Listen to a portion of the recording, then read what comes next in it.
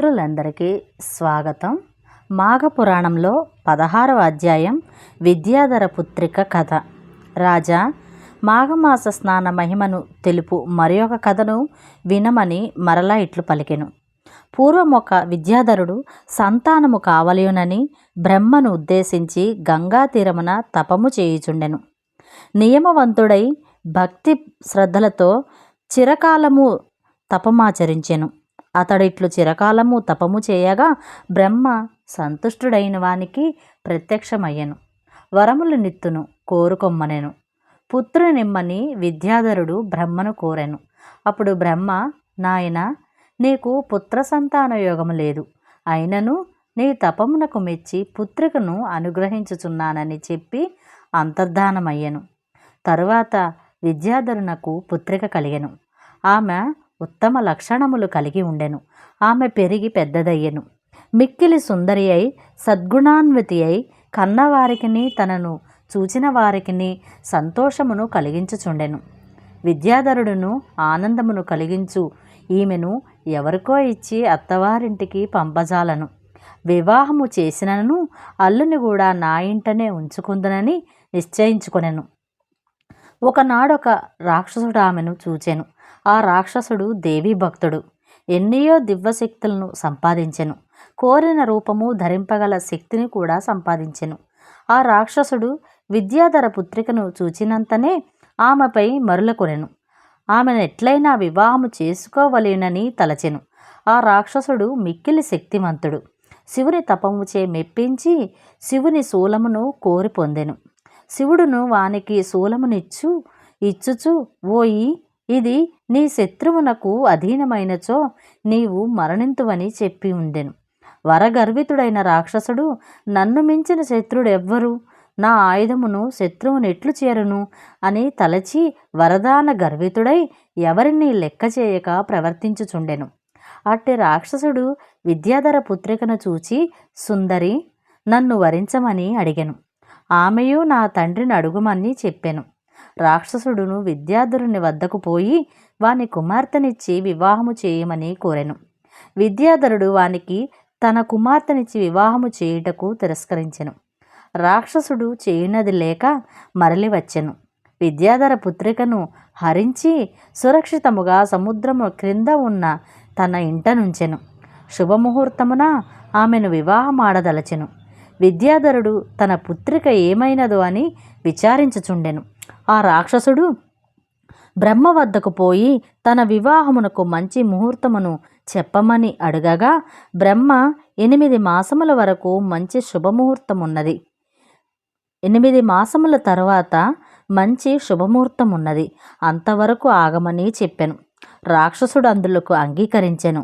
అతడు విద్యాధర పుత్రికతో 8 మాసముల తరువాత శుభముహూర్తమున నన్ను వివాహమాడుదును. ఈలోపు నిన్నేమీయూ బాధింపను. నీవు కోరిన వస్తువులను తెచ్చి ఇత్తుననగా నామె ఏమీయూ మాటలాడలేదు. రాక్షసుడు మరలా అడుగగా, నాకిప్పుడేమీ అక్కరలేదు.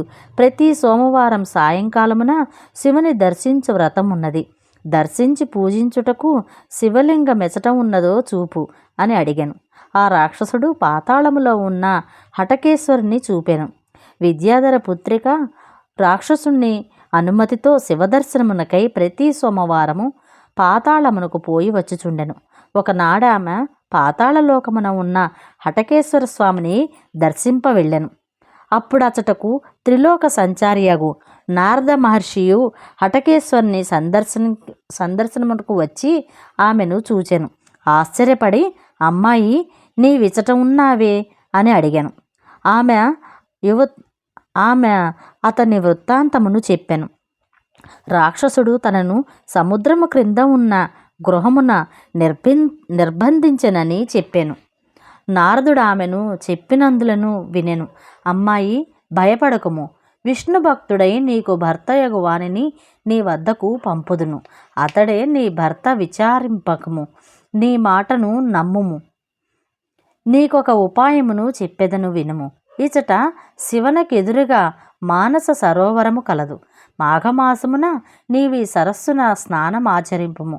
గంధ పుష్పాదులతో శ్రీమన్నారాయణుని పూజించి ప్రదక్షిణ నమస్కారములను చేయము. మాఘమాసమంతయు ఇట్లు చేయము. ఇట్లు చేసిన వారు కోరినది లభించును. శ్రీమన్నారాయణుడు నిన్ను కాపాడును. మాఘమాసమున పూజాధికము సంధ్య ఫలము ఇచ్చును. నా మాటను నమ్మమని చెప్పి నారదుడు తన దారిన తాను వెడలిపోయెను. విద్యాధర పుత్రికయు నారదుని మాటలను మనస్ఫూర్తిగా నమ్మెను. మాఘమాసమంతయు హటకేశ్వరపురమునందు మానస సరోవరం వద్దకు వెళ్ళి స్నానము చేసి పూజ మున్నగు వానిని చేయుచుండెను. నారదుని మాట యథార్థమగుటై ఎదురు చూచుచుండెను. మాఘమాసమును వ్రతములో గడిపెను. నారదుడు లోక సంచారము చేయుచు సౌరాష్ట్ర దేశమును పాలించుచున్న శ్రీ మహావిష్ణు భక్తుడగు హరిద్రదుడును మహారాజును చూచెను. ఆ రాజు సర్వకాల సర్వావస్థల యందును శ్రీమన్నారాయణును స్మరించుచుండును. అందరి యందును శ్రీమన్నారాయణుడనే దర్శించును. వాని హరి అని ఆహ్వానించును. విష్ణువాయన్ని పిలుచును. గోవిందాయని మాటలాడును.